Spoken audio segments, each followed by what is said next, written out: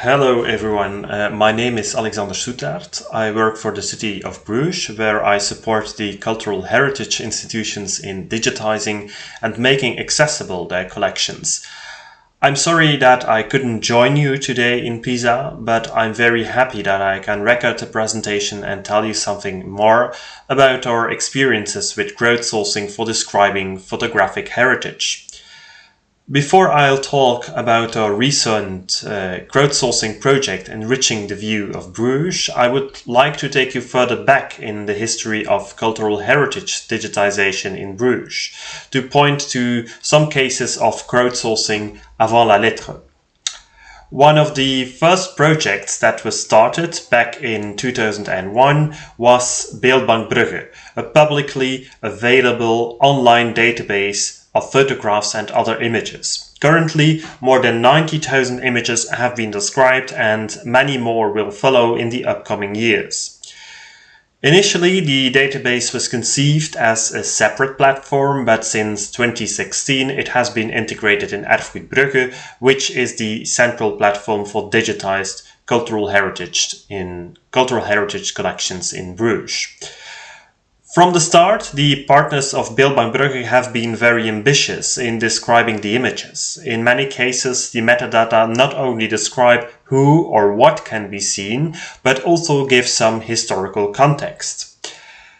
This approach has major advantages. Extensive descriptions facilitate searching, and for users that are not familiar with the local geographical or historical context, it is easier to situate the images. So the descriptions make the collections accessible to a wider group of non-specialist users. The flip side is that providing these descriptions is very time consuming and that a good deal of knowledge is needed by those who write them. For the staff of our city archives, it is simply impossible to be a specialist in all of the topics covered in the database.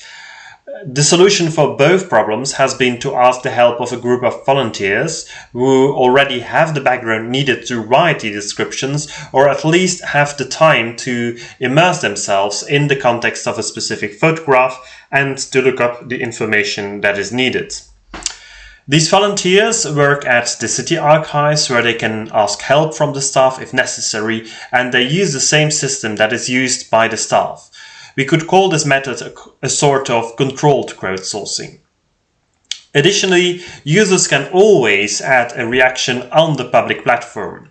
This could be seen as a kind of continuous crowdsourcing, which enables us to add information to our descriptions or to correct them.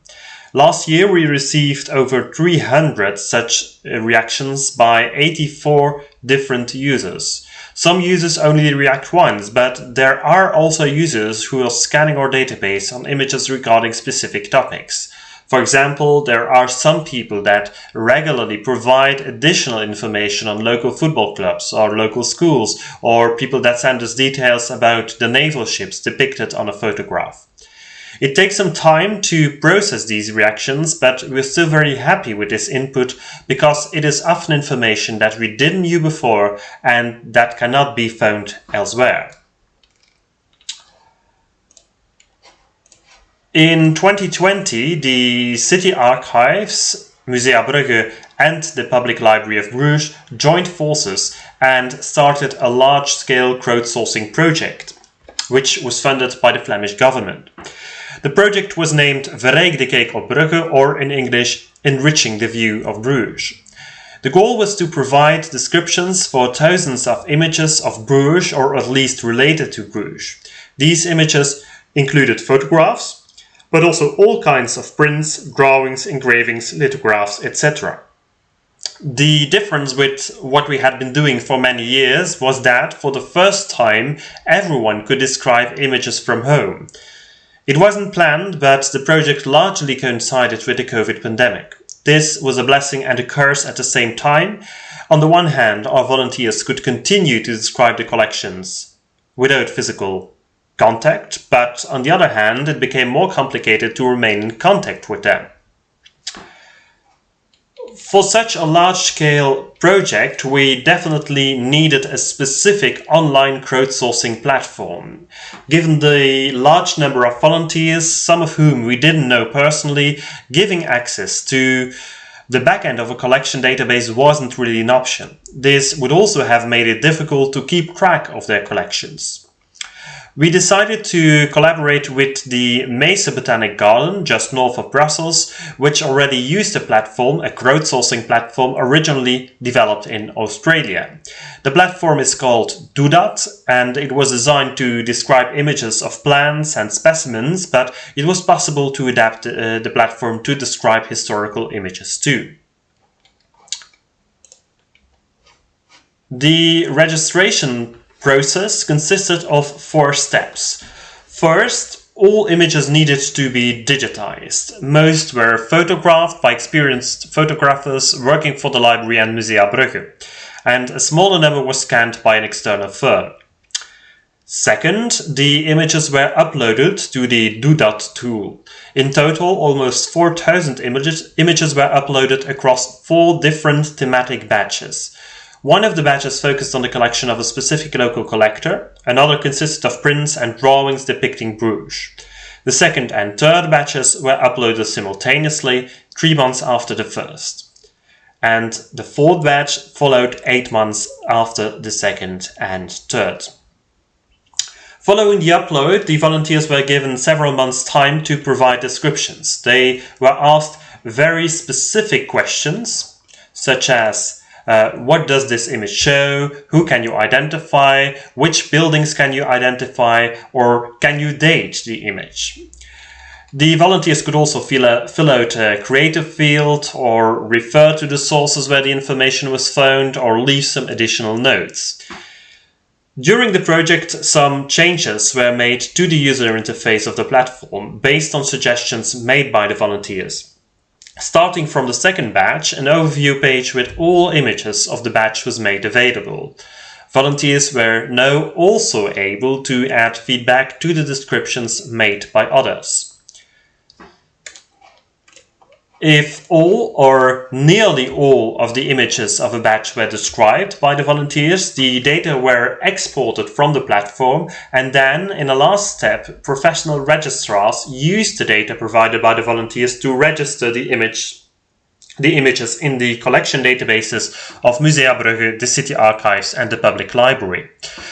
The information provided through crowdsourcing saved them a considerable amount of time and research during the registration process. However, not all of the information was relevant or correct. Some images couldn't be identified by the volunteers neither, so additional research was still needed in some cases.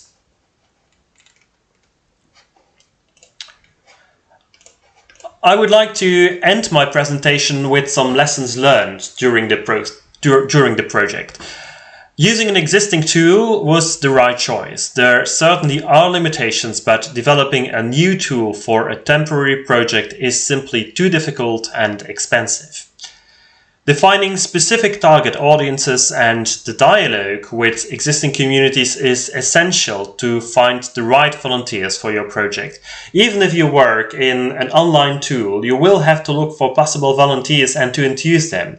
If possible, it is good to bring these volunteers together physically too, which brings me to the third lesson learned, and that is that it is important to keep in touch with your volunteers. For example, by organizing physical or online sessions during the project where volunteers can discuss their problems with the staff of the Heritage Institution and with each other. This helps a lot to keep your volunteers on board. 4. Try to give feedback to the volunteers to make their contributions more relevant or make it possible for volunteers to give feedback to each other's descriptions. This will enhance the quality of the descriptions and facilitate the final registration process by the members of the staff. And finally, crowdsourcing needs permanent follow-up. It is not always a method that reduces the work of your staff members, rather the opposite actually. If you want to protect the quality of your metadata, you will still have to verify the descriptions made by the volunteers. The main advantages are that you can involve local or other specific communities in describing your collections and that you can profit from their very detailed knowledge. Thank you.